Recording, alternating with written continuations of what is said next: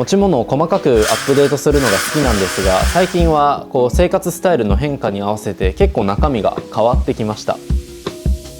使っているバッグは、変わらず、このレザーのバックパックに見えるんですが、意外とちょっと進化しているんです。ブランクレのものなんですが、今年の夏くらいにモデルチェンジしたもので、変わらずこのレザーの質感とか、あと装飾がこのポケット一つっていうシンプルだけどのっぺりしない感じが結構気に入っているんですが、細かなところが改善されていて、ワイヤーが入って型崩れがしにくくなっていたりだとか、あとサイドの部分にちょっとしたゴムバンドがついて、折りたたみ傘とか水筒を安定して入れられるようになりましたね。背中とか体に当たる部分は引き続きメッシュ生地になっていて、蒸れにくいですし、クッション性もあってレザー製ながら背負い心地も結構いいと思います。やっぱりね、レザーはかっこいいんですよ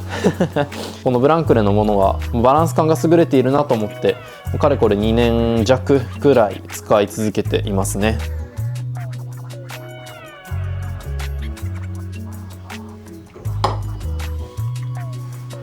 で外でも作業をすることがあるんですが、僕の作業の音もこれですね。 MacBook ですね。仕事から趣味からで、家でも外でもこれ1台ですね。家ではモニターとかにつないで、本当にデスクトップパソコンのような形で振る舞ってもらって、外ではこれ MacBook Air なので比較的コンパクトに持ち運べるかなと思っています。スペックはもうフルスペックで積んでいます。動画編集とかの時に使ってるんですが、最近やっぱりちょっとね、パワー不足みたいなものを感じ始めていて、もしかしたら次買うものはプロになるかもなとちょっと思いながら使っていますね。で僕外でも家でもちょっと特殊なキーボードを最近使うようになって、この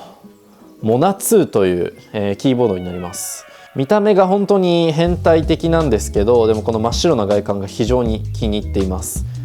自作キーボードの類ですね。左右分割でかつワイヤレスなので、両肩開いて作業して体に負担ができるだけないように、仕事をすることができます。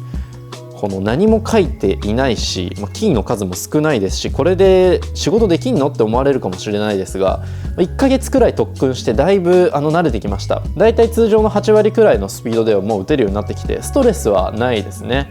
このキー数が少ないし、あと通常より小さいので、ホームポジションからできるだけ手を動かさずに、慣れればより快適にスマートに入力ができるというのが、こういったキーボードの強みになってます。1ヶ月間で僕の体もだいぶ馴染みました。まだまだこれからも練習し続けたいと思います。MacBook 収納する際にはこのレザーのスリーブも使っています。使い始めてもうちょうど6年くらい経ちましたね。僕の持ち物の中でも一番寿命が長い気がします。ドリップのレザーケースなんですが、オイルが出てきてだいぶ光沢感があるのと、傷とかもかなり愛おしいなと思いますね。これもまたシンプルで、もう革の表情がそのままデザインですみたいなケースなので、自分と一緒に年を取っている感じがすごく気に入っています。このキーボードと MacBook に関してはもう家でも外でもこれで、動きますね。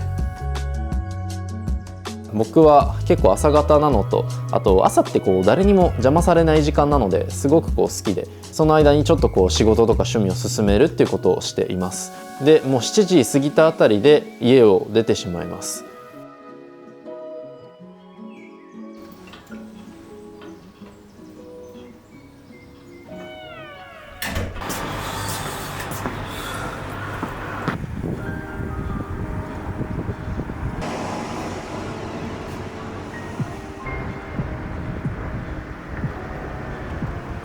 もう朝運動するっていうのが完全に僕のルーティンとして馴染んでしまって、この半年間は、運動といってもその中でも暗闇ボクシングに通っています。専用のジムに仲間内で一緒に行って朝めちゃくちゃ有酸素運動するっていうのにハマってますね。で僕満員電車が本当に苦手なんで、結構自転車で移動することも多いんですが、これで毎朝出かけるようになってからなんか外に出るのがすごく楽しくなったんですよね。坂道めちゃくちゃしんどいんですけど、でもこれで楽しく移動してますね。その時に使うために僕が持ち物に入れているのがこの2つですね。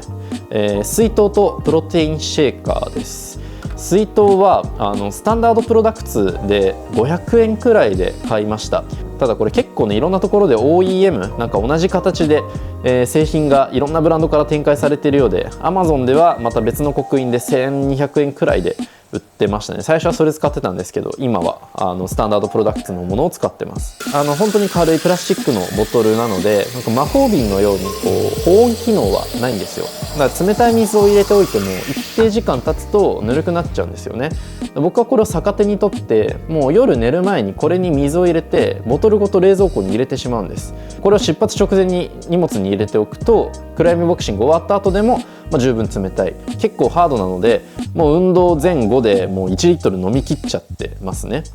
でこっちのプロテインシェーカーに、このプロテインを入れてます。多分普通のものって 500ml くらいのシェーカーなんですけど、これ 350ml なんですよ。なので、よりコンパクトに使えます。普通は水入れても200とか 250ml なのでこのサイズで十分だと思います。この2つですかね。あとこれだ。ビニール袋ね、汗だくになったウェアをこの中に入れて帰ってきたら洗濯機にこのまま触れずに入れられるんですけど、いろいろ試したんですけどね、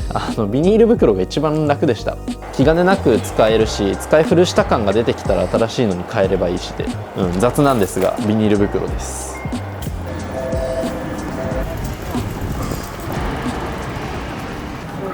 本当に朝こう暗闇ボクシングもそうだし自転車もそうなんですけど、なんか体を動かすことが自分の中でスイッチになっているっていうのはすごくあって、カフェで仕事することもあるんですけど、カフェだと僕結構気に入ってるのはこの E っていう青いカフェですね本当に青いんですよ。家具とかスピーカーみたいなものまで全部オリジナルらしくて、本当に中の雰囲気が気に入ってます。もちろん飲み物も美味しいです。いろんなカフェ行きますけど E は週1ぐらいで行ってるんじゃないか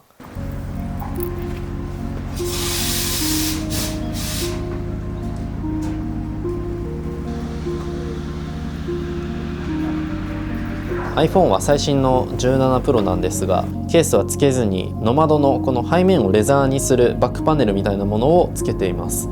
ただやっぱね、この質感が何とも言えないというか惹かれるところなんですよね。結構ねいろいろケースは付け替えますが、これは気に入ってるものの一つですね。財布はジャムホームメイドのものを引き続き使ってます。これもかれこれ2年ちょいくらいになってきていますね。もう機能面としては十分な革財布で、三つ折りサイズでお札も折らずに入れることができます。最近財布の登場機会は減ってるんですが、一応持ち歩いているという感じです。小銭入れが独立しているのも嬉しいポイントですね。 XE5、 僕が使ってるミラーレスカメラですね。富士フイルムのカメラで、僕結構富士フイルムの、フィルムシミュレーション色味が結構好きなので、クラシッククロームとかでちょっと浅く淡く撮るみたいなのにハマってます。動画はね結構パッキリした色味を使うことが多いんですけど、軽く写真を撮るのにはこういう色味もこれはこれで好きって感じですね。上の部分のこのシルバーの部分がアルミの削り出しなのですんごく質感がいいんですよ。これがたまらないなんか道具を使ってるっていう感覚が僕はすごく好きなので、結構かさばるんですけどバッグの中にも基本毎日入れていますね。レンズはAPS-C で 35mm なので、通常の人間の視野角くらいの、広さで撮れると。上のこのダイヤルでこのフィルムシミュレーションだから色味をカリカリ簡単に切り替えられるんですよ。そんな変えないんですけどねでもこれがいいんですよ。そういうことじゃない、楽しくていいっていう話ですね。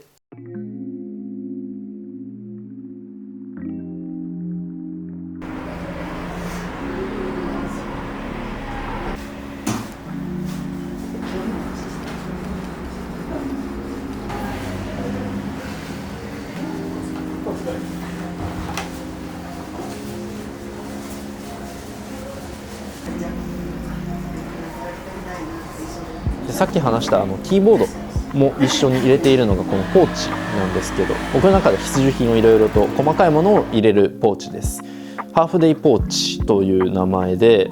中の容量に合わせてサイズを大きくしたり小さくしたりできるんですよ。結構今フルで入れているので少し大きめにゆとりを持ってサイズを、作っているんですが、これ最悪1個あれば、荷物の増減とか僕みたいに細かくアップデートするっていう場合にも結構対応ができますね。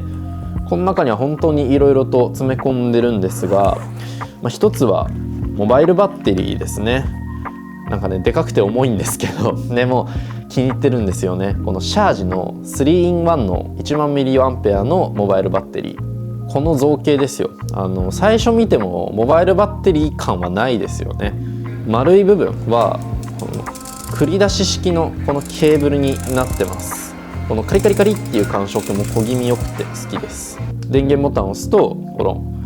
シンプルなディスプレイですよね。ドットだけで残量を表示してくれます。で後ろにはプラグがついてるのでそのまま挿して充電器にすることもできるし、モバイルバッテリーも充電できるしと、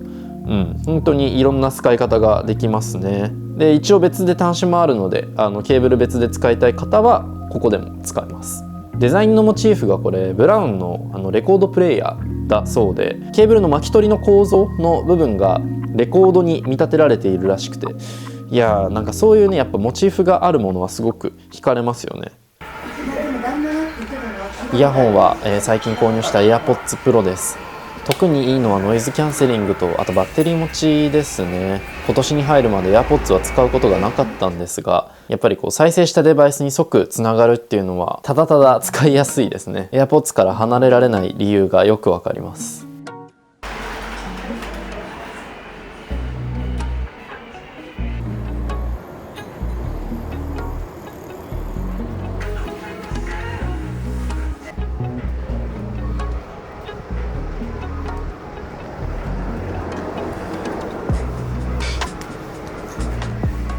あと結構僕この iPad も持ち歩くこと多いんですよね。 iPad mini です。 MacBook もあるのでそんなに使用頻度が高いわけではないんですが、ただ例えばねさっと雑誌を見たいとか2つ目の画面が欲しいとかそういう場面では結構役に立ちます。休日ちょっと外席で読書するような機会もありますね。なんか気取ってる感じだけど今日中とかすごいちょうどいい気温なので、そういう楽しみ方をすることもありますね。で iPad あるので別にここにいろいろ書くこともできるんですよ。 Apple Pencil もあるので。ただなぜかわからないんですけど、僕はなんか書いて整理したい時には結構手書きの方がはかどるなと思うことが多くて、それもあって僕が使い続けているのがこのダイアログノートという、ノートになります。今ネイビーのこのレザーのカバーと下敷きをつけているんですが、中はリフィルのような形で使ったら別のものに変えてずっと使い続けることができるようになってます。淡々とパソコンで文字を打っていくよりも自由な形で書いていく方が自分の中ですごく整理ができるんですよね。方眼なので文字を書くにもイラストを描くのにもすごく向いています。このサイズ感がいいんですよね。多分手のひらにギリギリ収まるか収まらないかぐらいのこのサイズ。大きいと持ち運ぶのが面倒だし、メモ帳だと多分整理しきれないので、一応使ってるボールペンはペンコのバレットペンですね。名前の通り弾丸のような形なんですが、こんな感じで短いながらしっかりとした重さで自重でスイスイと進めるような、書き進められるような感覚があります。で中のインクは結構好きにカスタマイズできて、僕はジェットストリームの返しに付け替えて使っています。一応折りたたみ傘も常に携帯してます。クニルプスという確かドイツの会社の折りたたみ傘で軽量モデルというふうに謳われてるんですけど、正直他の一般的な折りたたみ傘のと同じくらいの重さです。折りたたみ傘発祥というかね、最初に開発したメーカーらしくて、作りとしてはもう本当にしっかりしてますね。で一緒に使ってるオブジェクツアー用のレザーカバー、これね傘より高いんですよね。普通に考えて変な買い物ではあるんですが、でもなんか持ち物として愛着が湧くし、あと中も一応機能的で、折りたたみ傘に水が付着してもこの中に入れてカバンに入れれば他の持ち物が濡れることはないんですよね。季節とか天候問わず常に持ち歩いています。